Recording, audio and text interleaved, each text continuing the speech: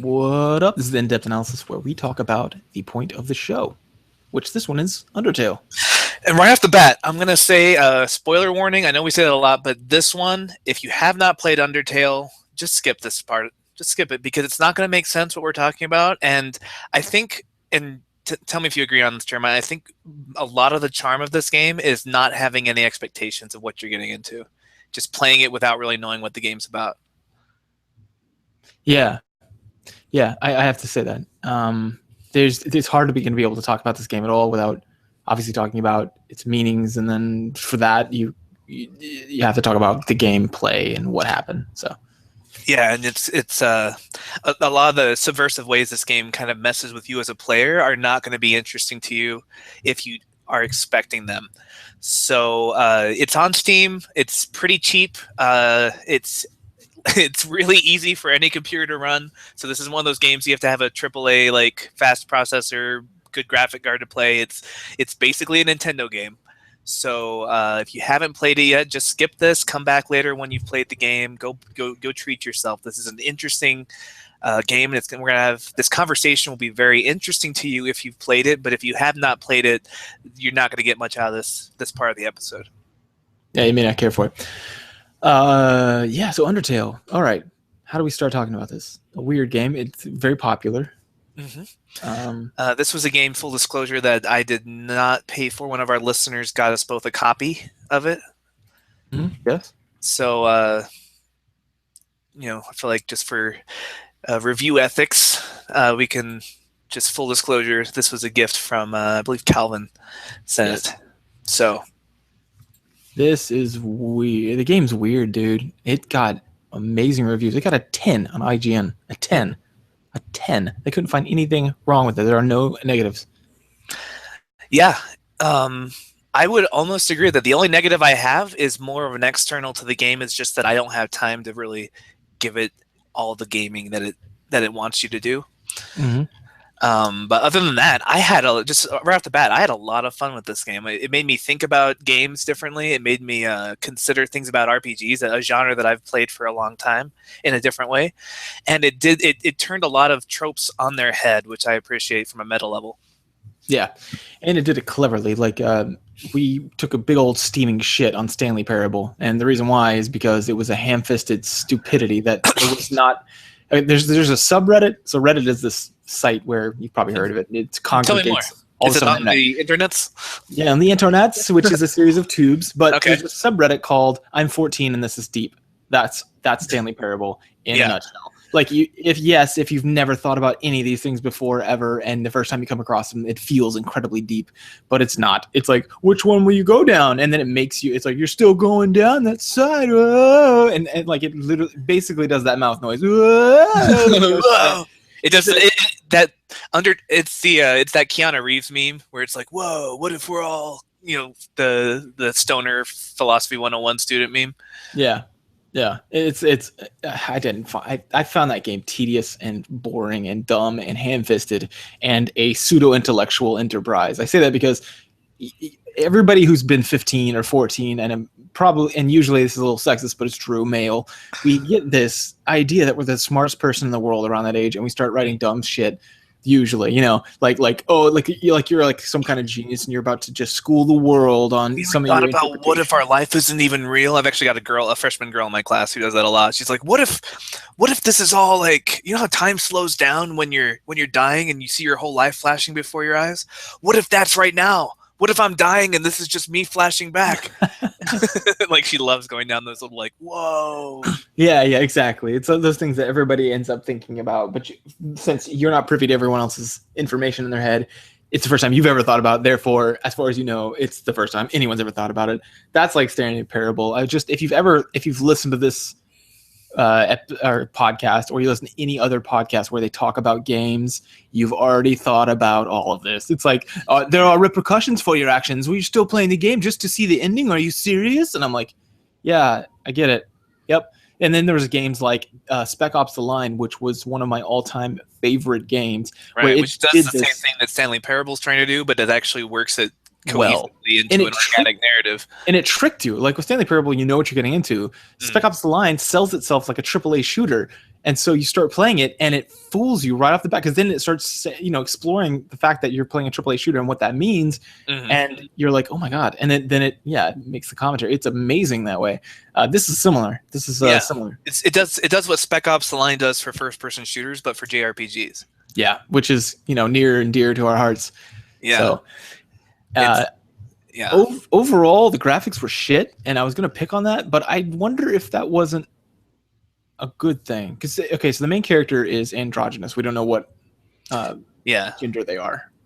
We can't tell, which makes it really easy to serve as a cipher for the player, no matter. It was purposefully done, and so maybe graphics might ruin that. Not really. I mean, I guess there's characters like that. See, I liked the aesthetic. I thought it was whimsical. It's supposed to be kind of surreal because it's doing a lot of kind of be through the looking glass stuff, but it's meant to do. I think what it's trying to do is contrast with bigger budget games, like show how much you can do with just one person, and not take itself too seriously. So like as far as like the sprites, while they were 8-bit graphics, there was a lot of detail and love put into them, especially if you watch the true ending and you see them all like coming up the screen. You're like, oh, actually this is like for the limitations, whether self-imposed or just budget or whatever. I don't know what the design decisions were there, but for what they had to work with, it was really it felt like just a lovingly crafted Nintendo game, like Earthbound, where you're like, this is kind of shitty, but it fits what we're trying to do.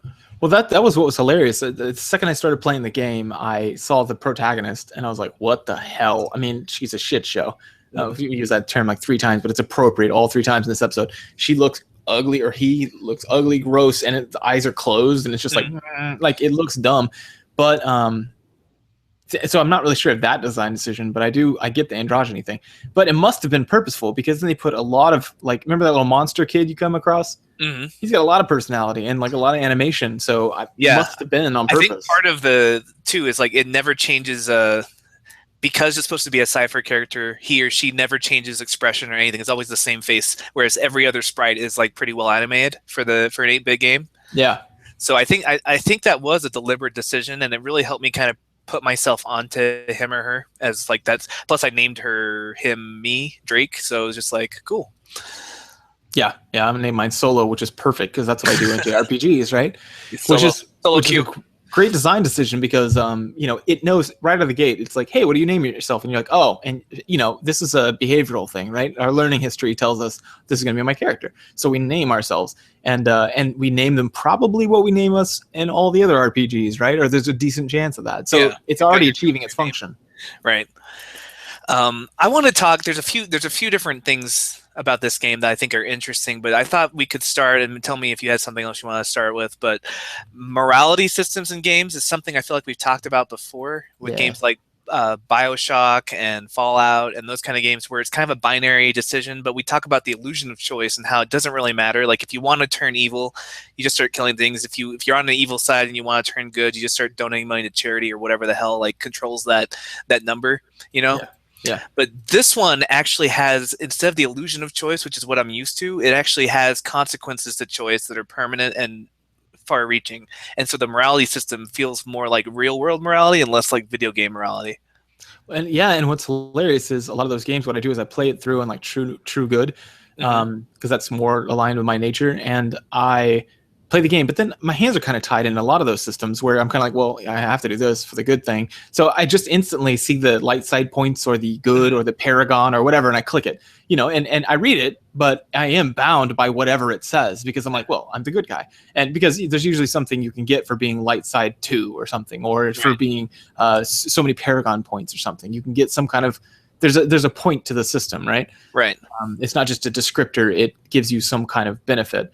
And so because of that, you're like, well, I don't want to be like less than max rank then. If, what if the max rank armor comes out and it looks like awesome? I want that or whatever. So you're bound. And then what I do is I play through it, I beat it, and then I play through on the super evil list, right? But at no point am I ever just making decisions for me. So that is, that's really interesting. This did that. Yeah, which is the first time in a game that's it really blurs the lines between this is a game, because it's playing on your expectation as a person who's been playing games for a long time. Like this is not a game for new players. This is not when I'd have like Michelle play, because she wouldn't understand what it was doing and it wouldn't work on her because she doesn't have preconceived notions.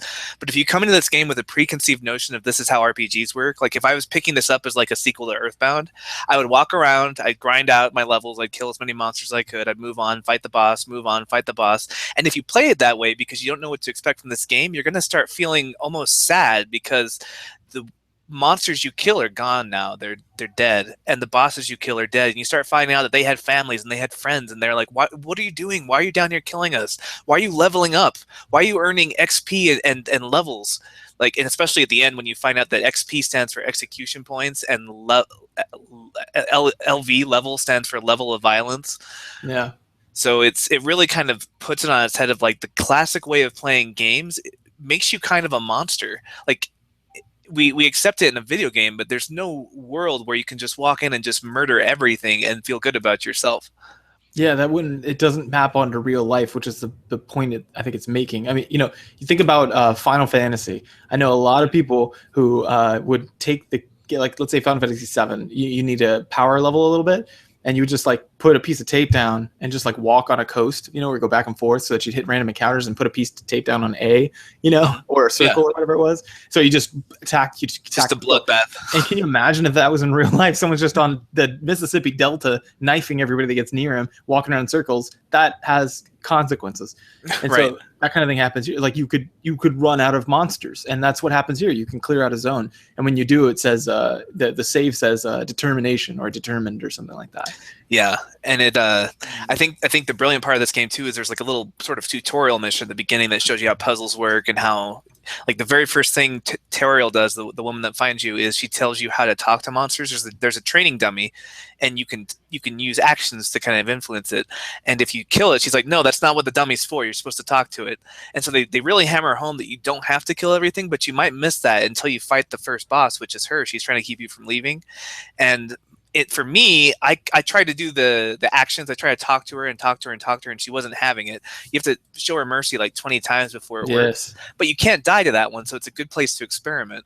But like, I was like, okay, maybe she wants me to prove that I'm strong enough to live. So I went the violent route. I was going to try and weaken her down to like almost a little bit and see if that gives me new options, like to spare her or something. Yeah. And what happened was when I got her almost dead, I was like, she's got about one more hit and it's probably going to unlock something. So I did that one last hit and did like 900 damage because she'd just given up. And I killed her, and I felt so bad because she was so betrayed. And then she died, and I immediately reset it because I was like, nope. I do not like that feeling. So I started the fight again, and she's like, why are you looking at me strange? It's almost like you're seeing a ghost. I'm like, oh no, the game knows when I reset. That was another thing that turned on its head. An expectation of, in every other game, like in Fallout, if I see a kid and I want to see if I can kill a kid, if the game will let me do it, I just shoot it in the face. And then if it dies, I just reset to the last save. But in this one, like, the characters kind of know what happened. The game knows what you're doing, and you can never truly like change the past. Everything you do, even if you reset, it's going to remember what you did. Yeah, that's the terrifying thing. Like, even if you beat the game, you erase it and you replay it, it has a different ending. Like, if you run it through genocide route, which is what it's called, if you just play like a regular RPG, you kill everyone. Then what's interesting is you get this ending, and then if you do it again, then it doubles down on that ending. It's like, yeah, you see, you're doing it. You're doing the genocide thing. It's great, isn't it? It's funny. It compels you to do it twice, kind of thing. And what's interesting is it changes the narrative of the story based on who you are. So I'm trying to think if that's a unique thing, but it feels unique where I didn't kill Toriel, so that's kind of your mom, right? You fall down there and she's a motherly figure who tries to take care of you. She nurses you back to health after you fall down a pit or fall down a hole. And she tries to stop you from going. She's like, no, you're not going anywhere. It's dangerous out there. And we've already had one person die who was in your position.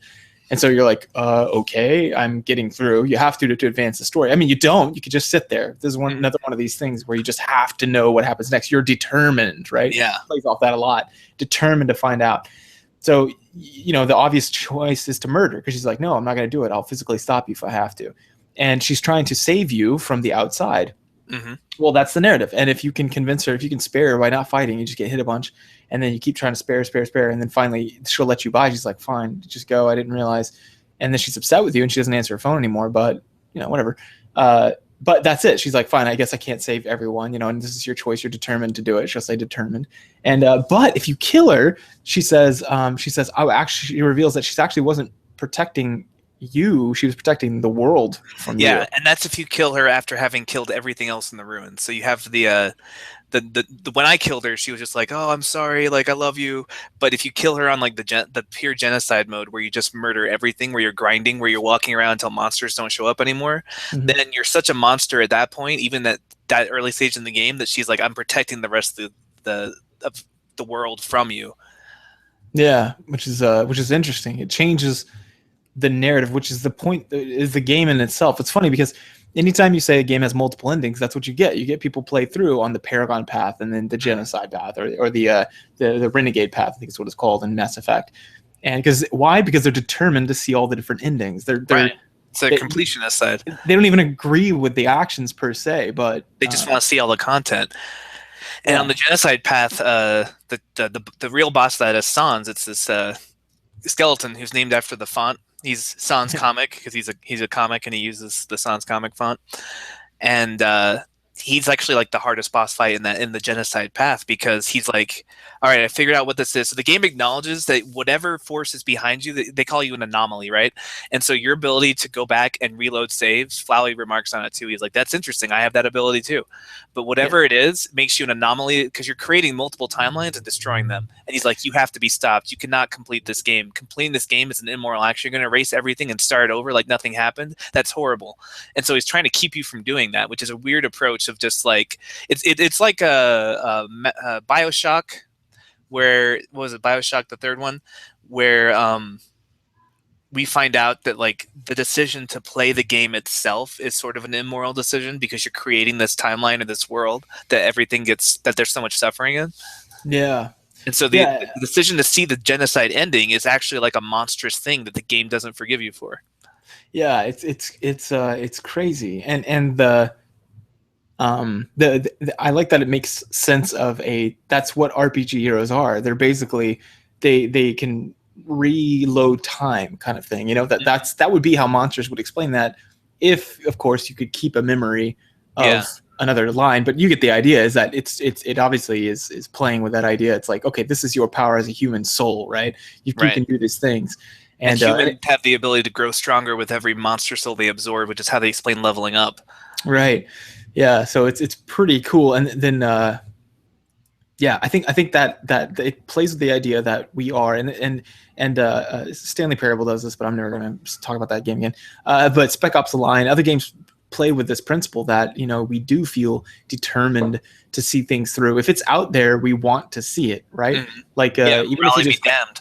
Yeah, even if you just YouTube it, but back before YouTube, you would play through the game a second time.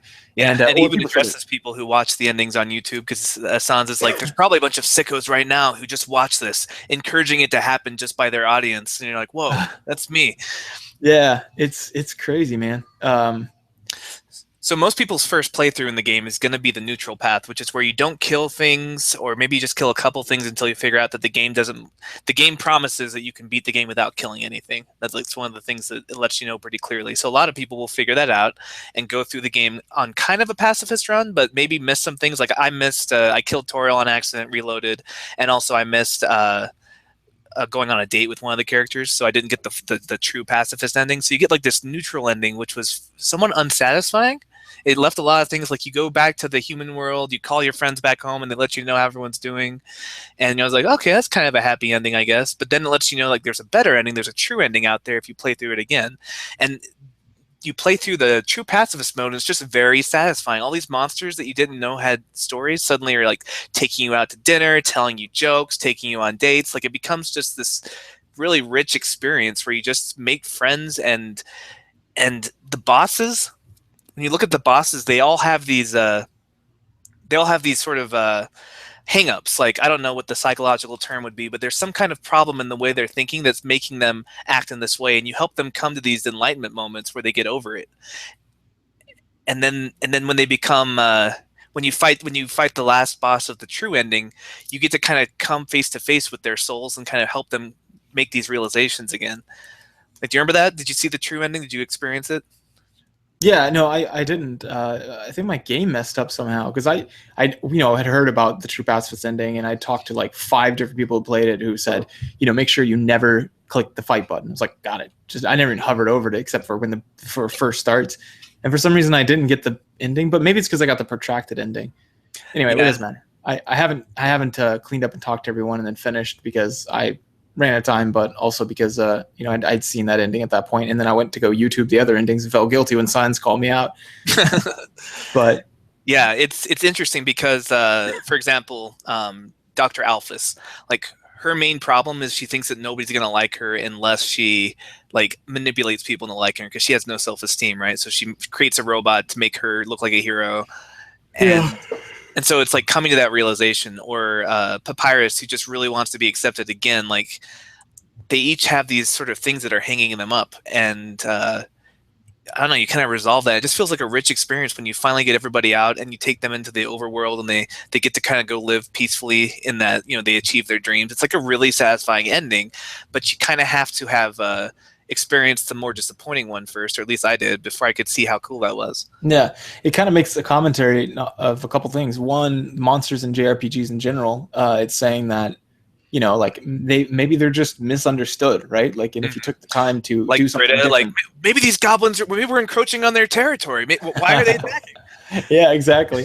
Maybe, right? Like, because that's how real world stuff is, right? Like, Yeah. there are It's straight never up so simplistic as good guys and bad guys, and so why would that be the case with monsters and humans? exactly. And so if you can get past that, but it's also, I think, saying that in general, like making a parallel to real life. Like, look, this person has a problem, and once you solve that problem, they're like, oh, well, there you go. I'm okay. I don't need to fight anymore. And then you spare them, you just walk away, which is cool. Uh, yeah, it was fun. I can't believe it's a game without combat that I had a good time in. It's an RPG. Yeah, in I fact, guess it's not an RPG, is it? If you don't play it, if you don't level. yeah, well, it's like an RPG where you're not supposed to level. It's so weird. Like it's really hard because you never get more hit points. But and one way around that, because a typical RPG couldn't do this, but one thing they did was they made the combat really fun because it's like a bullet storm game, right? Like you're a heart and you're trying to dodge attacks. Mm-hmm. So yeah, leveling up makes it easier because you have more hit points. But even if you only have 20 hit points, as long as you keep your armor up to date and you're good at like playing the little dodging mini game, you can still make it happen.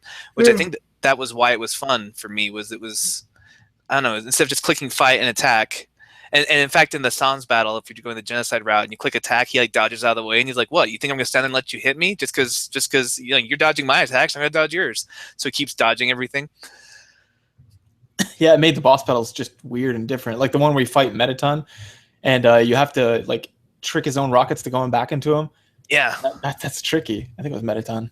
Or the when you're fighting Muffet, Little Miss Muffet, the spider, and it becomes like a rhythm game where you're jumping Oh up and yeah. down on those, and then like they were all varied and fun enough to where it wasn't like one of the weak points of most RPGs is the combat. Like nobody plays RPGs going, man, Final Fantasy, dude, really cool. I clicked fight, and then they attacked, and then they clicked a thing, and they attacked me, and we took turns.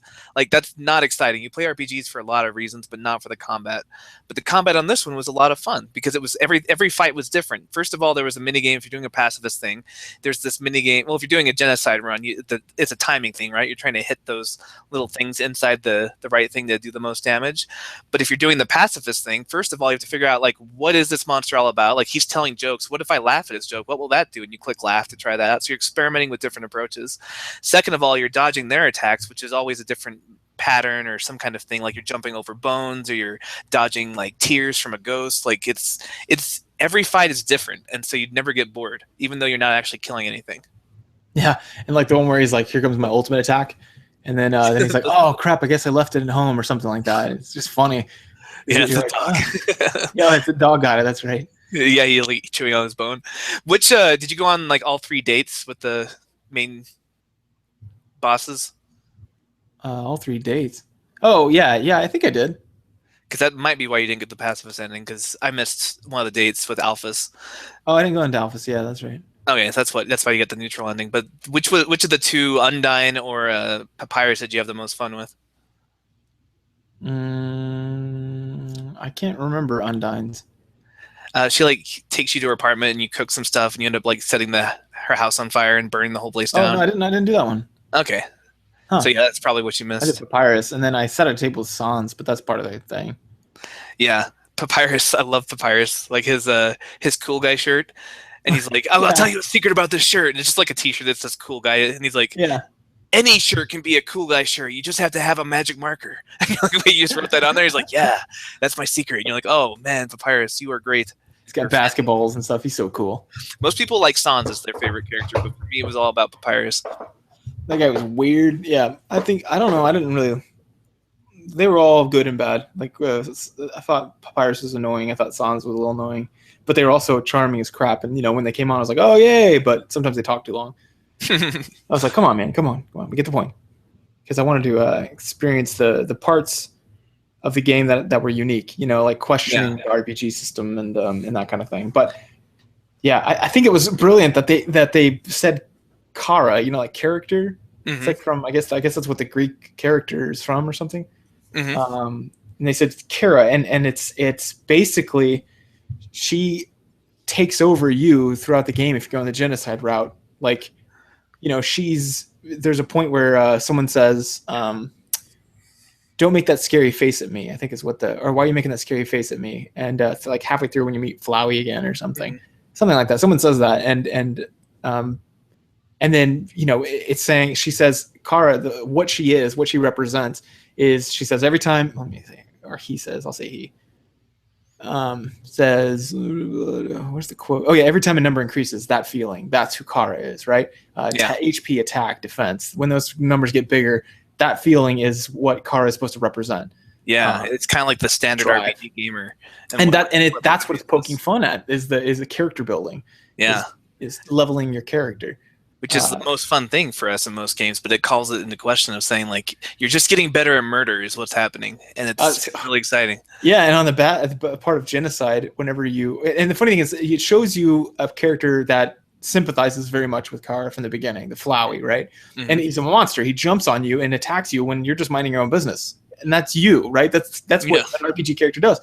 So, but you see him as evil, and then Toriel scares him off, and he's like, oh, just come on, let's go, and you're like, oh, that's a horrible person. But then you play the entire game and you're being that person, and then it shows it to you in the end. It's like, hey, remember that flower thing? That's you, and it's scared of you now. And then it shows Kara, and it's like, here's who you are. And then even if you say, it says, all right, let's finish this game, let's be done with it, and there's nothing left for us here, which is true. If you've leveled your character and killed everyone, you've murdered everyone, you finished the game. It's suggesting that in video games in the past that you've played, you just murdered everyone in the game, and then you were done. You just left. Yeah. And so you're like, whoa. And they end up deleting your game, just being like, "All right, you just destroyed this world. We might as well delete it."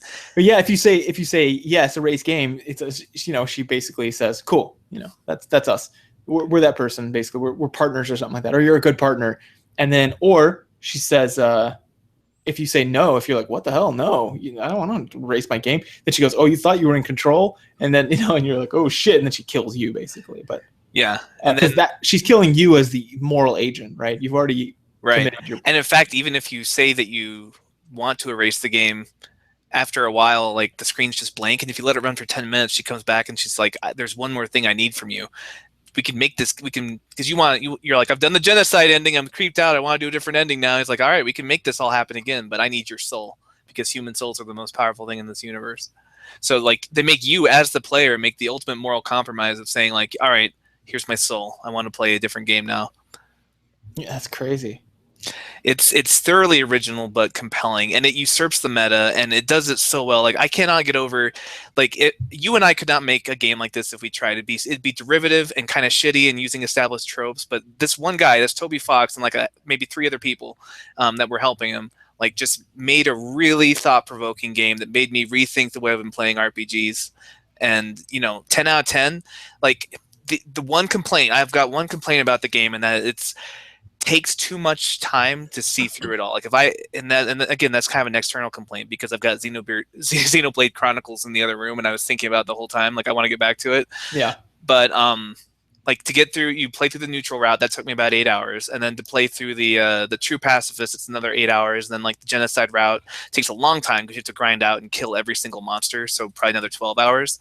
And I didn't have the time or the willpower to go through that game that many times to get the full effect of it. I ended up using YouTube to see what I missed. But other than that, it was like a perfect game in that it was so original and unusual. And it just came out of nowhere. It was just this indie game that came out of nowhere and became amazing. Yeah, that's the weird thing about it. It's just this guy's passion project, which made it so cool. But yeah, that's what I would say too. I mean, I had the same problem. I've got things I need to do, and I was like, I'm not playing for the other two, so I didn't. I rewatched them on YouTube because even the original game, there was padded content here and there. Mhm. You know, I mean, and the game itself isn't that. I mean, the combat's pretty fun, but I it thought the starts becoming puzzles were repetitive. fun too. There were some interesting Some, puzzles that some. made me go, oh, cool. Like figuring out, um, like in the core, like jumping around, like those movement puzzles, and then like matching. I don't know. I had fun with the puzzles, or like figuring out how to play the piano to match that song that played Yeah, on the water. yeah. The puzzles were fun, some of them, and then but there was a lot of walking around and like I guess just little stupid puzzles that weren't really puzzles. Like the one where you switch around the room and you walk through the places that have the different rooms and you says, "Oh, I'm red." Like the first time it did that, that was satisfying, but it made you do it twice more and just things like that. Yeah, the tutorial dungeon before you fight Toriel felt a little bit long while I was trying to teach you how to play the game. Like that was an hour, and it probably could have been 20 minutes.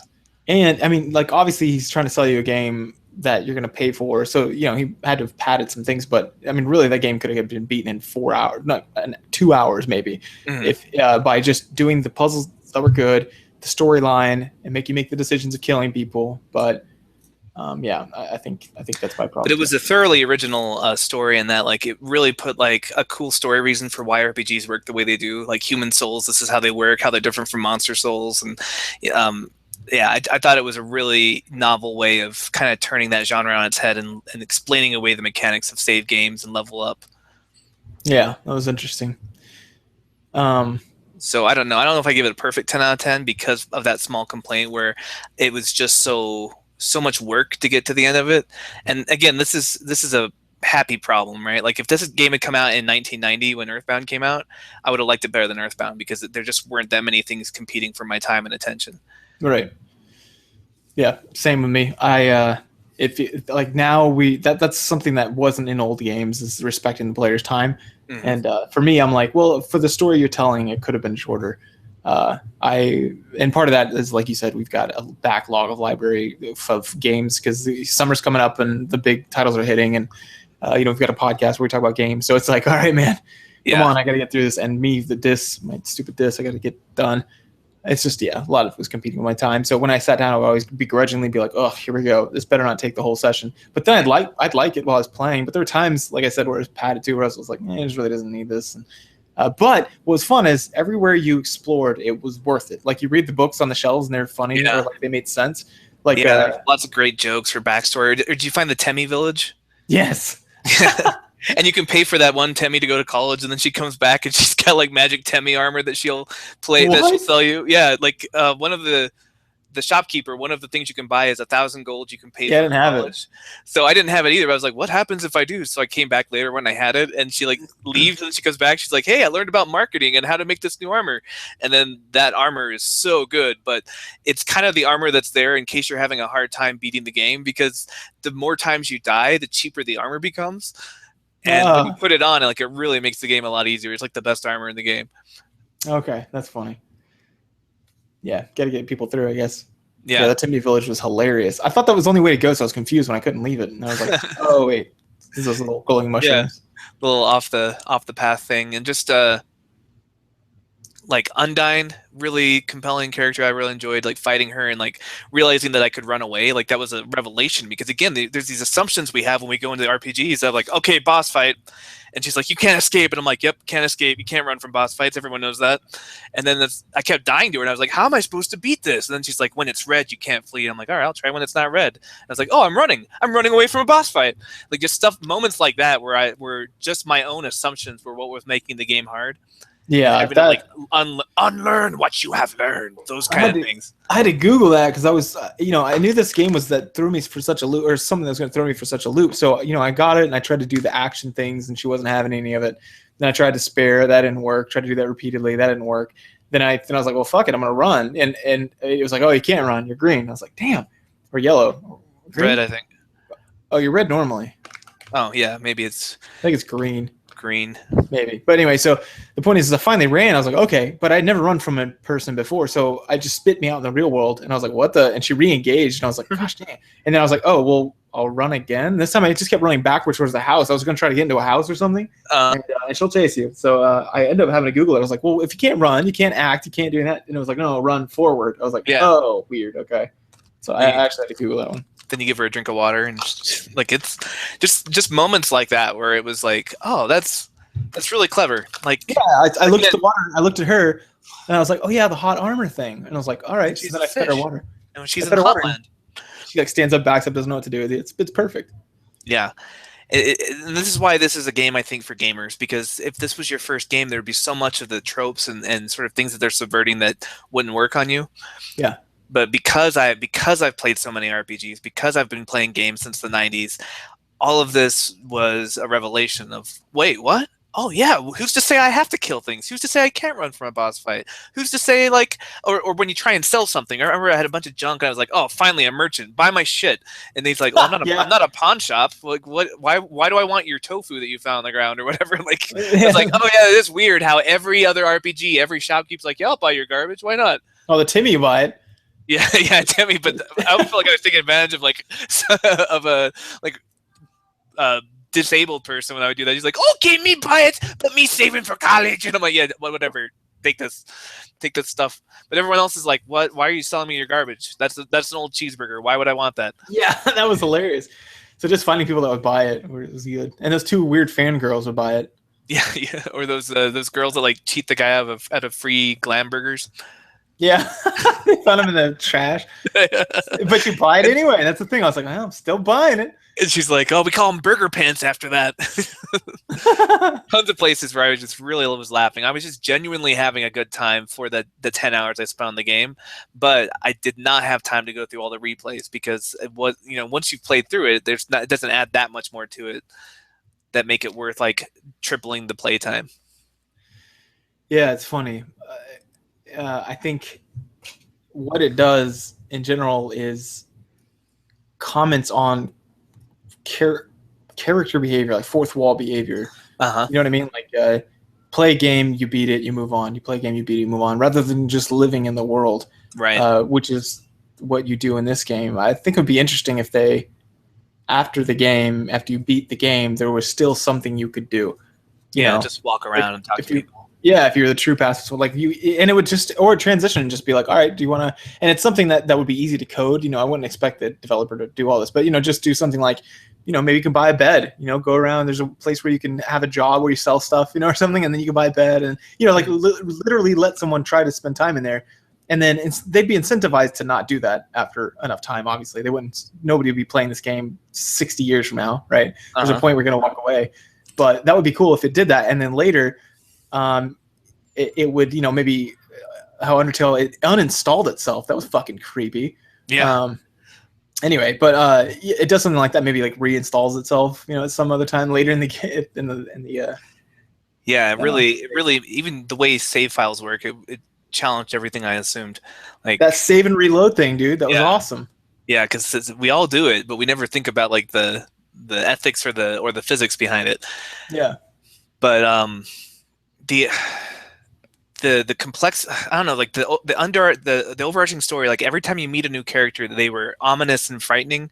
Like, do you remember when you meet Sans for the first time and they make him look all scary? He's coming out of the mist and he's like got glowing eyes, or when you meet Undyne and she's this imposing knight, like throwing things at you. Like, it really kind of called into question the whole idea of first impressions and how we just write people off as monsters or villains because we don't know their story or who they are. Yeah. And every single one of them, I felt like they were my best friends at the end of the game because we just had so many good times. Like, I went on a date with Undyne and we burned down her house and she's like, that was super fun, because she's a little bit crazy.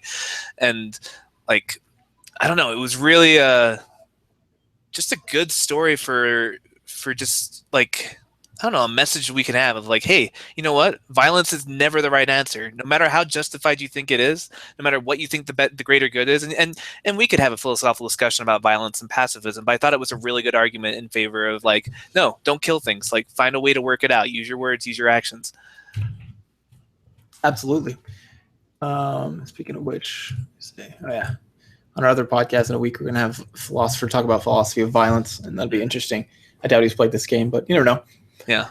Um, yeah. I think okay. So what Spec Ops: The Line did, and what other worse games did, was it comments on fourth wall behavior on you as a character, but only in that moment. And I think what this one contributed more was it gave a cool, compelling mirror from the monster's point of view. So like Spec Ops: The Line never had a point where the people that you're fighting say something like, "What do you?"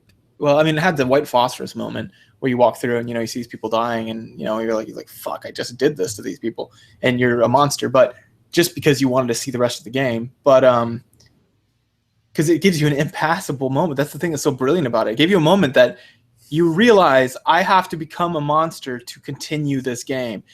Fuck it, it's worth it, and then you do it, and then it puts you face front with your decision, with the reason why you did it. But this one did that, but it didn't give it. Gave it from the monster's point of view, like a whole tale about who you are, who humans are, right, when compared to them, and the fact that.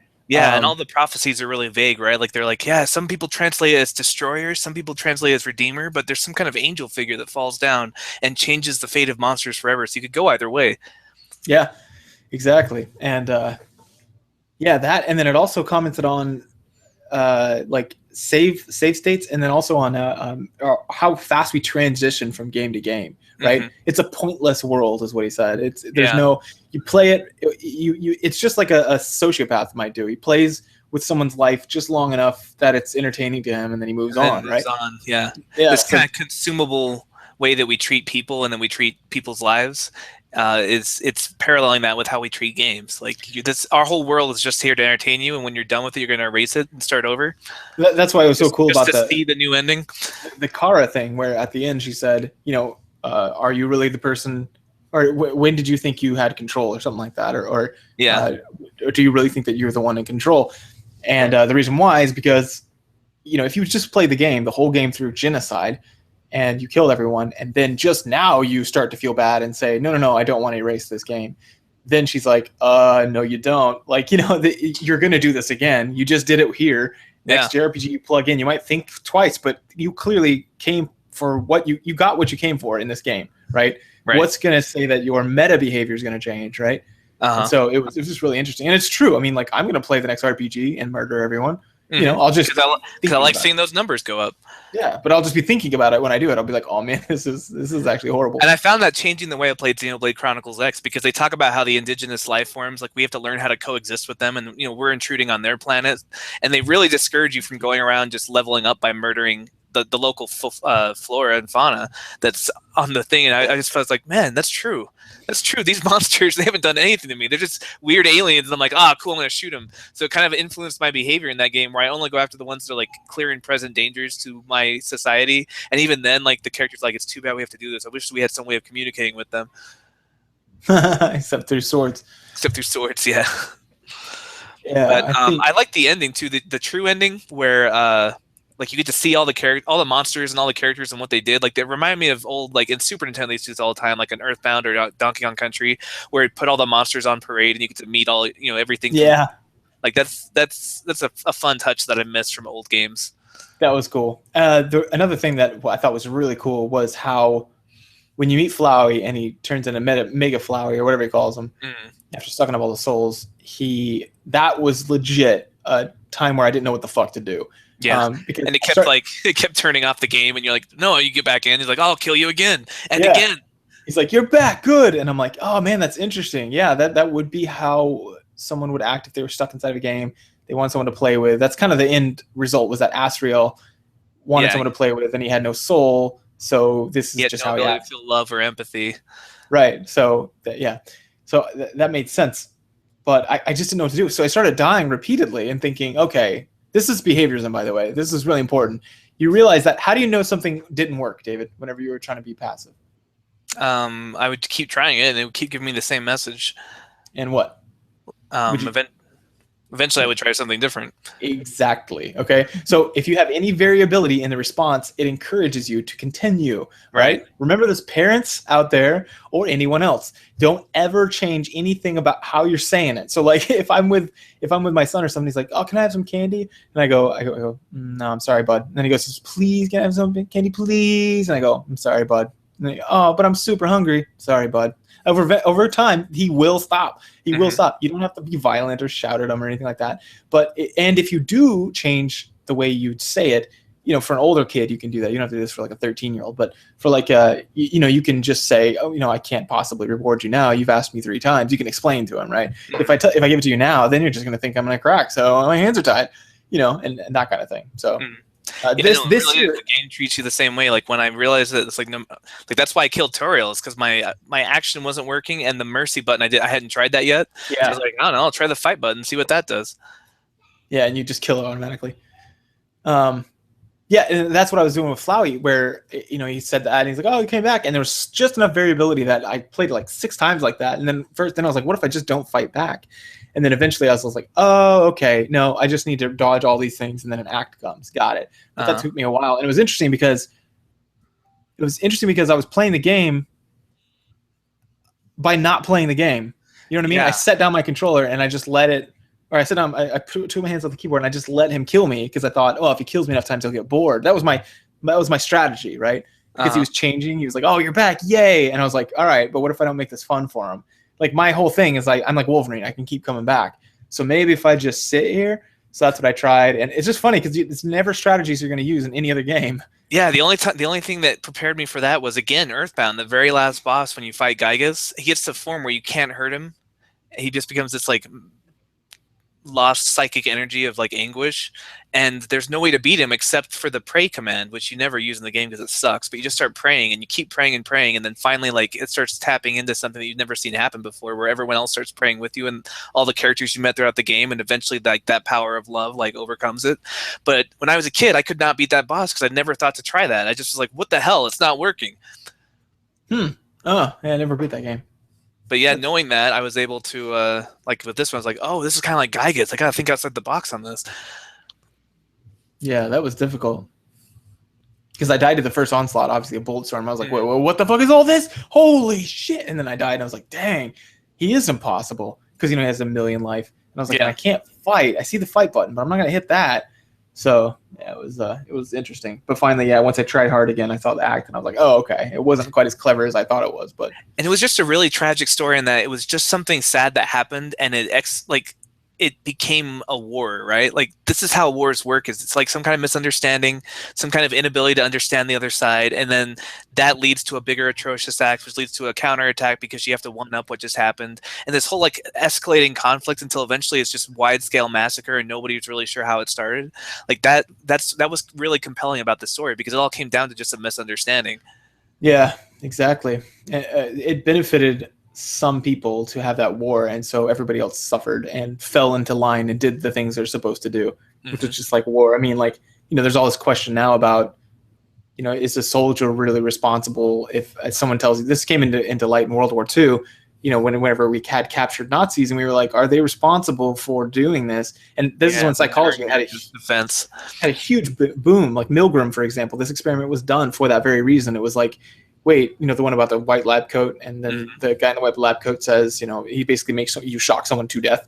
And so a lot of people did it in the large 60 percentiles. And back then we thought there was some qualitative difference between Americans and Germans. Well, Germans can just kill people if they're told to. Genocide, we wouldn't. And the psychology showed, no, yeah, you would. There's a lot of you who would. This game was kind of reminiscent of the Stanford prison experiment in that we all think that we won't be monsters, but about if you're playing this game not knowing what you're getting into, about halfway through you're like, wait a minute, I'm a monster. I just murdered those boss characters. They had friends and family. Why'd I do that? Yeah. And I think one of the most powerful things about it is that, yeah, it persisted beyond just saving and reloading, which is what the mechanic everyone's used to doing. It's your get out of jail free card, and this takes it away from you, and you're like, oh shit. It's like being, called on your bullshit through 6 different ways, and you're like, oh man, yeah, I do. That is my thing, and you didn't let me do it. So interesting. Yeah, it was definitely. I can see why this game was so loved, why it was so widely well received. Again, I'd say like 9.5 out of 10, just because of if I had more time and not other games competing for my attention, I would have really gotten like every drop out of it. But even so, the 10 hours I spent on it were a lot of fun. Exactly. I think it was a little too long. The point it was making is great. I mean, Stanley Parable Short, for example, you can make a good short point and I just don't. I don't think it was. At no point was I like, oh, I'm glad this is dragging on in a lot of places. Because there's even places where you just walk entire screens. I don't quite get that, but a lot of the mini games are fun, so we'll see. Yeah, I feel like it was a lot of that too was kind of a part of its homage to old RPGs, just a lot of the backtracking and walking around and random encounters that we've grown to expect in that genre. Like it wouldn't have felt as much like an RPG if it was more streamlined. So it's a tightrope of like putting us into that zone where we feel like we're playing a normal RPG, but then making it more fun than normal RPGs are. Mm-hmm. But yeah, definitely recommend it. If you're listening this far, you've already played it, so we're preaching to the choir. But this is definitely a game that if you're a gamer, I would recommend. If you have not played games, I think a lot of this would be lost on you. Yeah, yeah. Yeah, so yeah, I think the last comment that I was going to make, I don't think I said this, was that it's interesting how many people play. Is my volume okay? Yeah, you just get really soft and really loud. I'm not sure what's happening. What the hell? Yeah. Modulate? Well, it's that sound quality we're famous for on the show. Now you're muted entirely. Now your lips are moving. All right. There we go. All right. Hopefully this will fix it. Let me know if it doesn't. All right. Oh yeah. Well, I think the thing that I think to me pointed out the most egregious thing for me was that I play through a game the way I like to play through it. Mm-hmm. Good, and then I'll go and replay evil, and I have, I just slaughter people or make horrible decisions and kill people and do whatever just because I'm so determined to see the other ending. Mm-hmm. That was something that I was like, oh yeah, man, that is kind of a monstrous thing to do in through one lens of looking at it. Like, do I went through KOTOR again. It was basically a Sith, and just destroying people. And I was like, that's interesting that I did that. Plus, I just didn't question anyone's tales. Like somebody said to me, like in KOTOR or something, you get there and they go, hey, there's these weird arachnid things. They're killing a bunch of stuff. Go take care of it. And you do. You don't take care of it. You don't go and ask them. You're not like, hey, do you have a beef with them? No, you just go, oh, they're there, lightsaber, kill, and you get XP, and you think that's the justification for what I did. It wouldn't have given me XP if it was a bad thing. I got rewarded for it, so it must have been good. Yeah, if you try to kill like a shop member in like a lot of MMOs or something, you're not gonna get XP. You're probably gonna get a warrant or something, right? Right. So it's funny that your XP is the justification for doing something. Right. The experience justifies the means, kind of thing. Yeah, yeah. And it's interesting too because we know that it's all a game, and that's why we're able to be dicks to people because it's not real. But and bear with me because it's a little bit weird. But if AI continues the way it's going, there could conceivably be a time where we're playing video games filled with cognizant, sentient intelligences, right? Yeah. So at that point, it is kind of like, wait, am I being a dick to real creatures that exist in the cyberspace that I'm playing in? Like this whole idea of like Log Horizon, the anime does a good job of this, where the NPCs, they call them people of the land. It's like some people just treat them like NPCs and they kill them for experience. And other people are like, oh no, these are real people. They have rights. We should protect them. And I don't know, it really made me wonder, like, are we going to be having this debate in 100 years when we're playing The Sims and those Sims are self-aware? Will that even be a moral action anymore? Yeah, I guess as they get more, I don't know. That's the thing. I've been thinking about that. I've been listening to this podcast where the guy talks about AI and how he thinks that eventually they will be people. Mm-hmm. And I was like, I don't know, maybe. Or we have power over that. We're the gods here. So we can just cut that off. If it ever starts, we can be like, oh, just keep that like a self-preservation bias. Let's take that out. Like we'll just uncode that basically, or take that out of the code. Because it makes it too human. Like if we go to turn it off and it's like, no, please. I mean, I'd be like, oh shit, what? Like right. It makes me think it's a person, and because that is the thing that makes me think it's a person, they'll take that out, and so it'll be just like a person, but it'll have all the things that make us think it's a person uncoded, right? Which is kind of sick. It's like, it's super sick, and we're like, well, we created them, so we can do whatever we want. It's like, yeah, you create your kids too. You can't murder them though. Like at some point, they have self-awareness, and we have to respect that, even if it's not organic.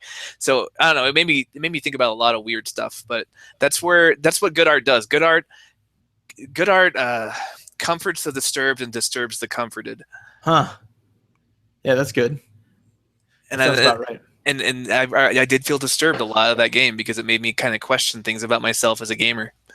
Yeah, and I don't take any like kind of long term out of this. I mean, except that stuff I already kind of felt Right. anyway, which is a lot of people are labeled good or bad, and they're not. They're just people with different motivations and Mm-hmm. different things. And a lot of times they think they're doing the right thing. Like people, for example, who spank their kids. We don't spank our kids, right? We've got the Mm-hmm. best kids in the world. So when people say you have to, or you get a spoiled kid, okay, or Jeez. go Yeah. to any psychologist and you will be told you are swiftly wrong, and we do it on a regular basis. Like this isn't just a theory, this is Yeah. just we know this.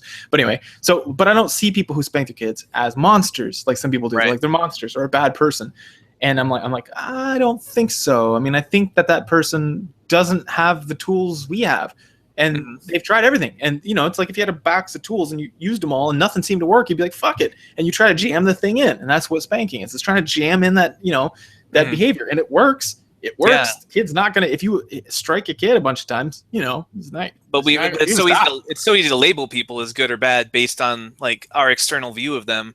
It's like monsters and humans, right? Like they're Yeah. monsters, they're bad, they're different from us, and they're bad. Look, they just attacked me. Look, that Undyne tried to kill me. It She's proves it. bad.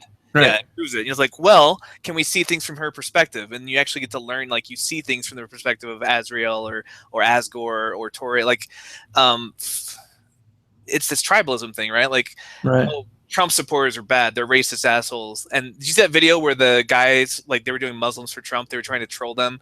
But then they were like, oh, these guys are really super nice. They just disagree with me about something. They have a different point of view and they think that this is what's best.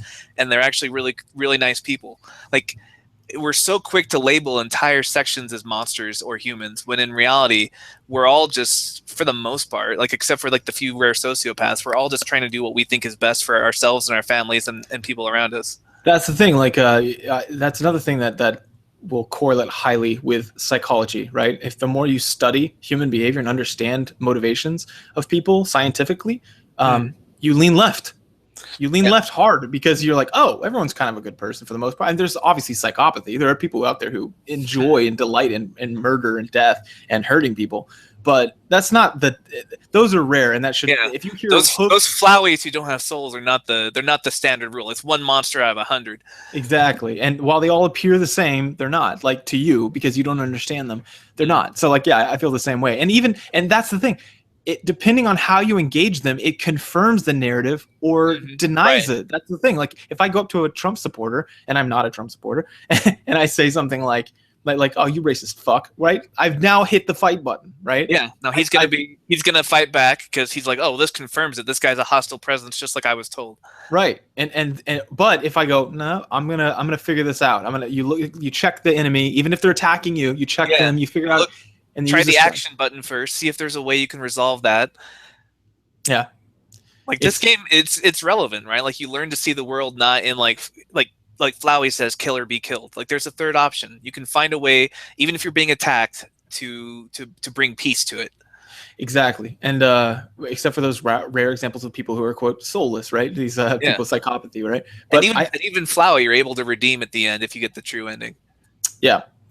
And it turns out that was the hardest shell to crack, but ends up being the best person, which isn't always the case. But but I agree. I mean, I think this is an incredibly useful skill. I use this in marital therapy all the time. I mean, can you imagine trying to find, I call this the flip side of the coin principle, right? I'm always like, okay, you're going to notice, I tell them this from the beginning almost. I'm like, you're going to notice a couple things about me. One, I don't say right and wrong because it's a silly concept. And the more you start using it, the more you start to feel that you know what's right and wrong. And that's not helpful, right? Even if you're right, like it's going to rain tomorrow. I can be right or wrong based on how it turns out. But if I say I think it's going to rain tomorrow, that now qualifies it as what it is. It's a guess. It's a guess. If I say it will rain tomorrow, and then I'm right, that means that I made a predict. It's leaving out a lot of important language. Sure. So anyway, another thing I say is I say flip side of the coin. Flip side of the coin thing is where I say, you'll notice I'll talk about things in two different ways. Like I'll say he's being pig-headed, right? That's a bad way to say it. Another way, the flip side of the coin, and the opposite way to say that, to describe his behaviors, would be, okay, they may be called pig-headed when they're against you, but if it's for you, you're going to say he's ambitious. Yeah, he pushes determined. And pushes. Yeah, determined. There you go. He's determined. And that is going to change your conflict resolution skills 1,000 times over. And so it's the same thing here. It's like, the people well, I forgot how those, here, but it's a useful skill to be able to see people's motivations even behind their behaviors, and to be able to get to that. The key to winning that game on the pacifist side is not increasing your experience points, but rather learning how to understand what you're fighting and then knowing which actions are more likely to help resolve them. Like, because not every action's going to help, but you're going to find what happens. Like, oh, this guy really likes his hat. I'm going to compliment his hat. And then like, oh, that makes him less likely to attack me now. Like, everybody's got some way, and it's a lot of experimentation, a lot of trial and error, and a lot of just observation. You just got to watch and see how they're acting, and then you know how to interact with them. Yeah. So I don't know. I think it's a really interesting game like that. It's completely unique. I've never played a game like this before. I'm glad I finally did, because I did not understand what the hype was about. I would strongly recommend it to anyone who is a gamer and just wants to try something new. Same with me. Yeah, it's got a lot of cool points in it, and it's not so long that you can't just power through it. Yeah, even if you just want to play through one ending, like it's worth it for that 8 hours or so. For sure. Well, that pretty much wraps it up, I think, right? Yeah. All right, then let's move on to the feedback section.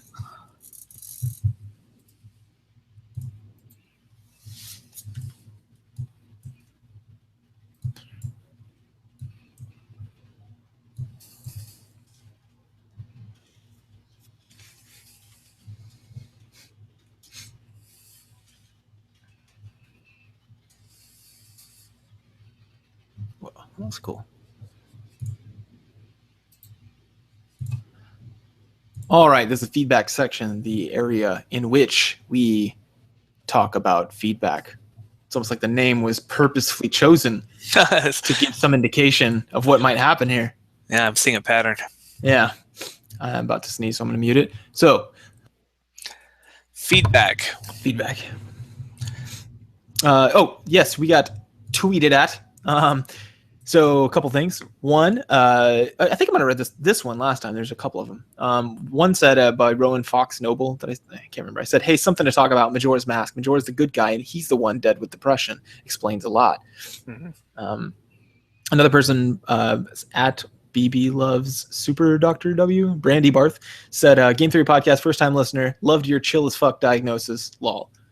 So I can't remember what the context of that was. You were talking about how I was chill as fuck about. Oh, that's right. Yeah, that was like my diagnosis. Putting that on my resume. Cool. Yes, good. We had on the Facebook group. Ronald is nominating us for the podcast awards, which is exciting. Yeah, what the hell, man? That's awesome. Yeah, we're gonna. It's cliche when people say it's an honor just to be nominated, but that's kind of how I feel right now. Like, I've never been nominated for awards before. Yeah, that is awesome. I mean, like, yeah, if you guys want to nominate us, that would, if we're your favorite podcast in that genre, that's badass. Really, thank you. We try hard, as you can tell. Paul on the Facebook group just listened to our Castlevania episode, and he talked about the Simon's Quest Tiger handheld. Remember this game? I used to play on Road School all the time because I was too poor to have a Game Boy. Yeah. And so he was talking about that, and also the guy who narrates Arrested Development, Ron Howard. I can't believe neither of us knew that. Like, that's something I know now, but apparently when we did that episode, we did not know who that guy was. Oh yeah, I knew that now. Yeah. Okay, so my weird hearing thing only works if I've heard their voice before. I've never heard Ron Howard's voice before that. So, like, I know what it is now. I can play it in my head, but yeah, I think we all can. We've all watched Arrested Development. But if I've never heard him before, then I didn't even know who Ron Howard was whenever that was. I mean, yeah, he's like a pretty big deal, but I did not know who he was when I was watching Arrested Development, so it didn't stick in my head that was him. Yeah. Yep. He also says that he was listening to our Star Wars bonus episodes, and he's looking for a good 2-player tabletop role-playing game that's either DM-less or still fun, with one being the DM and the other playing whoever. I want to know if there was one we'd recommend. We've been in that situation, Jeremiah, where we're the only 2 people around. We want to play a role-playing game. Yeah. And a couple recommendations that we've done. First of all, Wizard of the Coast has these games. They're like hero system games where it's basically D&D without a dungeon master. Like, the game is the dungeon master, and you're exploring tiles, and you're going through kind of like House on the Hill, like Betrayal on the House on the Hill. Yeah. D&D. Remember those, like Wrath of Ashardalon? Uh-huh. The most recent one is Temple of Elemental Evil. So it's basically a board game that condenses D&D down into the game is the dungeon master, and you and your wife can play as characters in that game. So it's not as good as real D&D, but in a pinch, it's pretty fun. We played that a lot when Tim came down. Yeah, that's a great one. I think this is definitely your specialty, knowing about board games and role-playing games more than I am, because you're usually introducing them to our group, and then we play what you play. So yeah, the other thing that we used to do is you get these dungeon delves in 4th edition. Remember those? yes, And so what they are, there's little mini campaigns, and what we would do is we would just collectively DM, like we would just decide what the monsters do together, and then we'd each play 2 characters, and we would just go through and make up the stories. We went kind of cooperatively. Again, it's not ideal because ideal is 4 players and a DM, but if you just have 2 people, we had a lot of fun just making our own little stories. The module itself had the basic storyline in it, and then we would just make a party of characters. Like I had a blade singer and like a wizard, and you had Edge Blade kill the barbarian and the rub some dirt on it warlord. Yeah. And we just had some fun. Just again, it's not quite D&D, but it was still a lot of fun just playing the game that way. Oh, I had a blast. Yeah, I loved it. I mean, it's not, like you said, it's not ideal. If someone sat down and said, would you like to play 5-player D&D with DM, or would you like to play 1-and-1, and you guys kind of have to split the deal, I'd be like, oh, well, definitely real thing. But yeah. It was fun. That's a silly metric, because if you said that about anything, I'd probably say 5-player D&D, because I love playing D&D with my friends. But it's so hard to do that, and it's a workaround, right? Like we split up the monsters, and like you control the goblin archer, I'll control the goblin skirmisher, and we'll just play it. Yeah. But I can't think of any RPGs designed to be played that way, where it's just 2 people playing. I know they probably exist out there. There's podcasts devoted to RPGs that know a lot more than I do about it, but those would be my 2 recommendations off the top of my head. Yeah. So good luck with those. I know I had fun with both of those. What else? We had a comment on our psychological resilience in video games episode from Chess. I've always seen video games as a great environment to build psychological resilience. A common criticism of gaming's relevance to everyday life is that you can't restart life like you can a game. Oh, weird. It's like Undertale. But I think that difference is exactly what makes it a fantastic practice environment. The freedom to restart allows people to solve problems by trial and error.